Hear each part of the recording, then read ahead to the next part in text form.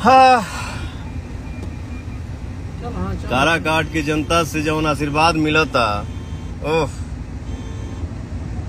मेहनत तो होता लेकिन मेहनत बुझात नहीं के भाई। ओह ये इसलिए बोलता हूँ ना, आपके प्यार के आगे हर चीज फीका है। अभी एक चाचा मिले, ठीक ना। ये काराकाट लोकसभा क्षेत्र में एक ठू कैथी गांव बा। माई बहिन भैया चाचा छोट भाई बड़ भाई, इतना दुआ मिलता, इतना साथ मिलता, इतना आशीर्वाद मिलता। पानी पवन जी मिलनी ही आशीर्वाद देवे के बाद आशीर्वाद बाबू, ये देखिए